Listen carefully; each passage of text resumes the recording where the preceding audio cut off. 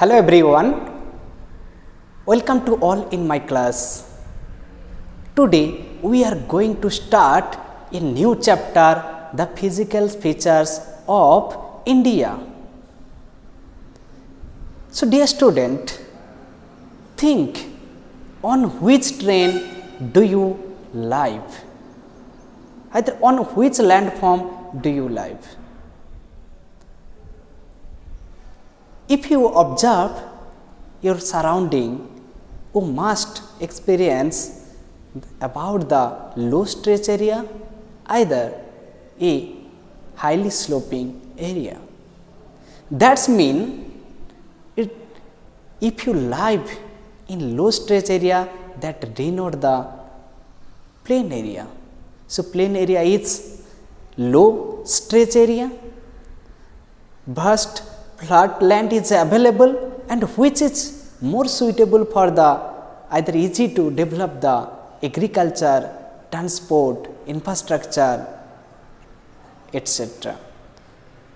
Either if you live in hilly area, so you must experience with the high sloping area, rugged topography that is difficult to access, either develop the transportation, develop the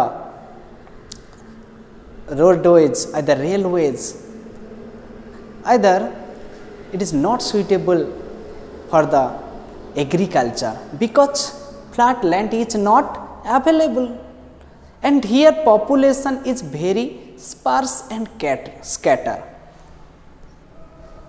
So dear student, in this chapter we learn about the different type of relief features.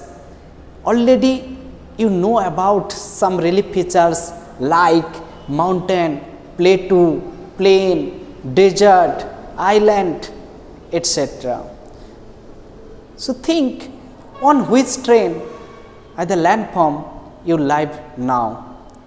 So it is very interesting for us to find out the either to know about the how these landforms are formed, and these landforms are important for us. So you know India is a very large country and it has 3.28 million square kilometer of land. And we found the greater variation in relief features. Somewhere we found the mountain area, somewhere we found the plain area, somewhere we found the plateau, either desert, either island, etc. So these all landforms are formed in different geological period. And these landforms are formed by the different rocks and minerals. So in this chapter we try to find out the landform, how they are formed and how it is important. Okay, what are the characteristics of this landform that present in our India? So let us continue the another concept to understand how these landforms are formed. So dear students, see the interior structure of the earth. In this concept we classified, either divide the earth into a three part: crust, mantle and core. The upper part, at the topmost part of the earth surface at the earth, is known as the crust. Middle, mantle and inner part is known as the core. So this topmost layer of the earth also known as the lithosphere, and this lithosphere is made up by the rocks and minerals. So this lithosphere is divided into so many parts, and this part, each part is known as plate. Lithosphere divided into so many small and large part. Each part is known as the plate, like this. See the diagram very carefully. It is a lithosphere and divided into so many small and big part. Each part is known as plate. Plates are mainly two types: continental plates and oceanic plates. Continental plates, it's like and formed by the silica and alumina, and oceanic plates are heavy and formed by the silica and magnesium. That's why continental plate also known as Cl and oceanic plate also known as Sima. Already you learned about it in lower classes. So in the world we see that there is 7 major plates and 20 minor plates. If you see the diagram, mantle. Okay, so here we found the hot molten rock material. Okay, it's a plastic form. So crust is always over the mantle. That means plates.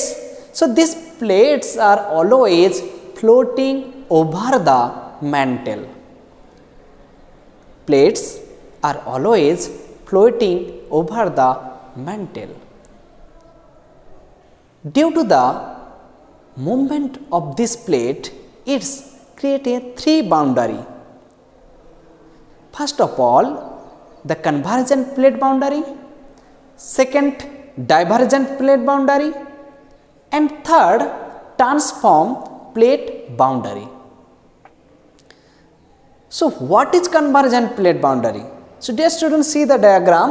First of all, there is 2 plates and see the direction. So you can also give the answer.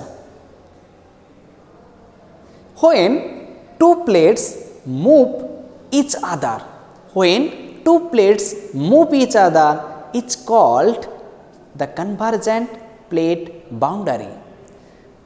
Here you think, if 2 plates move towards each other, so what will happen? Both are collide with each other. So plates, the edge of the plates will be broken and they crumble. That's why this plate boundary also known as the destructive plate boundary, because both plates are collide and broken and they crumble the edge of the plates. That's why it's also known as destructive plate boundary. The second plate boundary is divergent plate boundary. See the diagram carefully. Arrow is changed in this diagram. They move in opposite direction. That means when 2 plates move away from each other, either opposite direction to each other, move opposite to each other, is known as divergent plate boundary. So think, when 2 plates are moved away from each other, what will happen? Think, these plates are floating over the mantle. When both are moved opposite to each other, then magma reach to the earth surface and form the new landform. Okay, that's why this boundary is also known as constructive plate boundary, because it forms the new landform. The third important plate boundary is transform plate boundary. See the diagram carefully. Both are not collide to each other. That means both are not moved towards each other and both are not move away from each other. They are moved horizontally to each others. They never collide. Okay, they never collide. Either they never go far, either move far from each other. So, transform plate boundary is when two plates are moved horizontally to each other is called transform boundary. Okay. So, think due to the convergent movement of the plates, mainly we see the formation of the Himalayan mountain like folded mountain, and due to the such movement we find to develop the volcanic mountain, and due to this movement we mainly found the transform fault at the crack on the earth surface, upliftment of the landform, either down of the landform.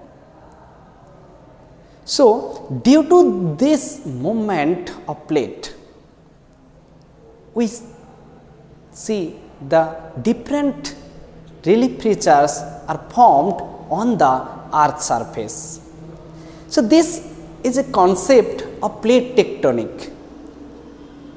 Some scientists, earth scientists, give this theory and try to develop this theory in 1960 century and try to describe the formation of landform on earth surface. Due to the movement of the plate, it led the folding, faulting and volcanic activity, and that led to the formation of the new landform. After that, some process are influence on it, like weathering, erosion, transportation, deposition, denudation, and give the size and shape of present landform, whatever we seen today. So, in this chapter, we learn about the some major physiographic division of India. That means major land features which are found in India, how they are formed and what are the characteristics of this landform and what's important for us.